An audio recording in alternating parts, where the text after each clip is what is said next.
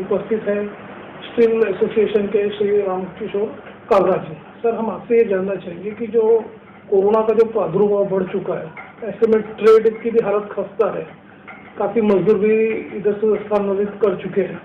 ऐसे में आपका जो लॉस हो रहा है अभी ट्रेड का, तो आपको लॉकडाउन सेकंड है, तो आप इसे किस नज़र से देखते हैं, उस बारे में बताइए। सर देखिए, लॉस तो हो रहा है, लेकिन फर्स्ट तो यही है कि जान है तो जहान है। मोदी जी की जो अपील थी, और ऐसी बीमारी इंडिया में आएगी इसका बिल्कुल आकलन नहीं था। अब हमारे बर्तन व्यवसाय पर इसका तो बहुत विपरीत असर पड़ रहा है। अभी बर्तन व्यवसाय का हमारा होली के बाद लगनसरा का गिफ्ट देने का आयोजन रहता है, तो लगनसरा में हमारा गांव खेड़ों में बहुत बिजनेस होता है, जो कि टोटली ये लॉकडाउन से हमारा बिजनेस ठप हो गया है। और करीबन हम लोग तो ये समझ के चल रहे हैं कि 2020 अब हमारे हाथ में नहीं रहेगा। फिर भी हम लोग और जब लॉकडाउन खत्म होगा उसके बाद भी हम लोग घबराए हुए रहेंगे और सोच रहे हैं कि किस प्रकार की दुकानें खोलेंगे, कैसे हम बिजनेस मेंटेन करेंगे। ये तो आने वाली परिस्थिति बताएगी। और अभी तो कुछ हमारे दुकानदार भाइयों की स्थिति ऐसी भी हो गई है कि वो अपने स्टाफ को पगार भी नहीं दे पा रहे हैं, क्योंकि अचानक लॉकडाउन आने की वजह से हमारे पास कोई कैश फ्लो नहीं है ऐसा कि भाई कोई ऐसा आयोजन भी नहीं है कि भाई ठीक है कि हम लोग इनको पगार दे देंगे या ही दे देंगे। और बस कुछ प्रॉब्लम तो आ ही रही है, और कुछ प्रॉब्लम ऐसे खुलने के बाद मालूम पड़ेगा। साल में जो सबसे बड़ा जो त्यौहार आता है अक्षय तृतीया हो गया, और आगे चल के आने वाले जो भी त्यौहार है उसके में ग्राहकी अच्छी रहती, व्यापारियों का अच्छा व्यापार होता।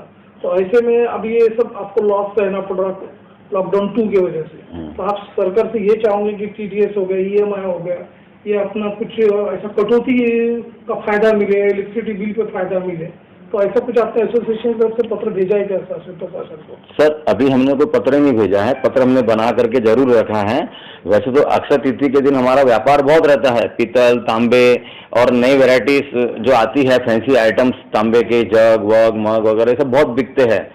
अब हमारी तो सरकार से यही अपील है कि जैसे लॉकडाउन खुलता है तो हम लोगों को इनकम टैक्स में राहत दे, GST में राहत दे, जो मतलब हो सकता है। हम लोग सरकार का, हम लोग ये चाहते हैं कि सरकार का भी काम चलते रहे और हमारा भी काम चलते रहे, क्योंकि सरकार को भी इस समय मतलब कोई इनकम नहीं है और खर्चे बहुत लग रहे हैं सरकार के। तो ये सब देखते हुए हमारी कमेटी की मीटिंग लेकर के हम क्या पॉसिबल हो सकता है वैसा लेटर बना के सरकार को निवेदन जरूर भेजेंगे। देश में जो एक तरह से जो आपदा आई है, कोविड-19 की जो आपदा हुई है, ऐसे में आपके एसोसिएशन की तरफ से आप लोगों को कुछ सामाजिक कार्य में वितरण कुछ शुरू है कि उस बारे में बताइए।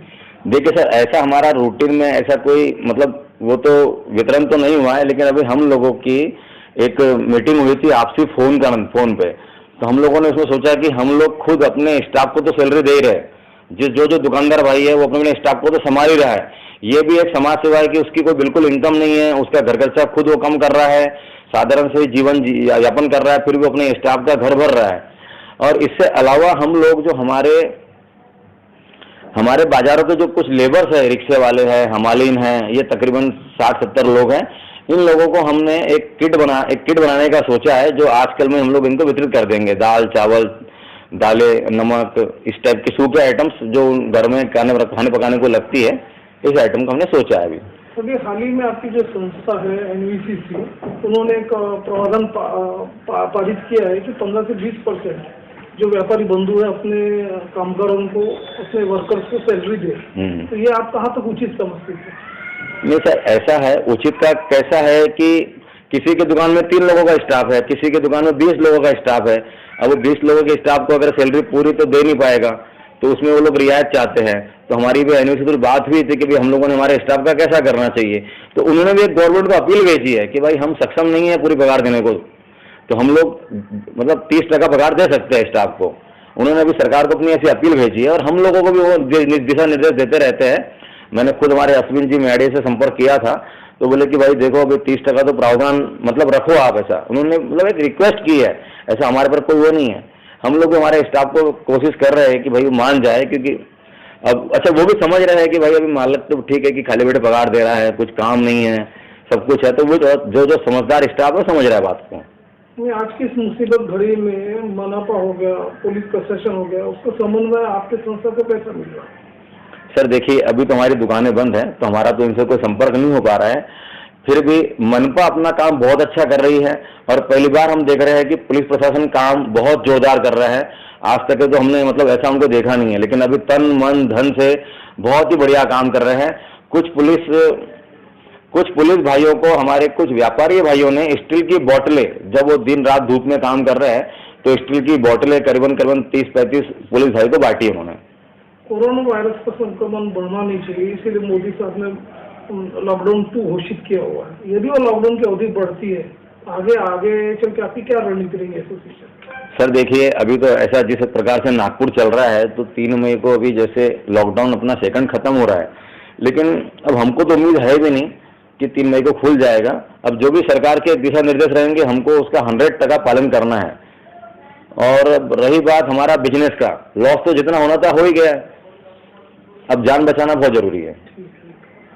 मैं Ramkishore Kabra, stainless steel and metal merchant association का अध्यक्ष, मैं सभी हमारे सदस्य भाइयों से निवेदन करता हूं कि इस कोरोना वायरस की गंभीर समस्या का निदान अभी तक के हमारी सरकारें, मतलब कोई ऐसा इसका दवाई का निवारण नहीं हो पाया है। जब तक के इसका दवाई का निवारण नहीं हो जाता, कोई अच्छी दवाई नहीं मिल जाती है, तब तक के हम लोग सोशल डिस्टेंस मेंटेन करके रखें। जब भी हमारी अपनी दुकान खोलते हैं तो हम खुद मास्क पहने, अपने स्टाफ को मास्क पहनाएं, और स्टाफ हो सके तो आधा रखे, काम थोड़ा कम करे, टाइम लिमिट अच्छी रखे, अपने दुकान के आसपास एकदम साफ सफाई का वातावरण बना रखे, दुकानों के बाहर डस्टबिन रखे। और जब हम दुकान शाम को बंद करके जाते हैं तो जैसे हम दुकान खोलने के समय हमको जो साफ सफाई नज़र आती है वैसे ही हम साफ सफाई करके जावे। आज मनपा ने बहुत अच्छा काम किया, हमारा नागपुर शहर बहुत सुंदर, बहुत स्वच्छ नज़र आ रहा है। लॉकडाउन खुलने के बाद भी हम मतलब ऐसा चाहते हैं कि बिल्कुल सफाई इसी प्रकार रहे और सोशल डिस्टेंस का एकदम बिल्कुल ख्याल रखें, अपने घर में रहे।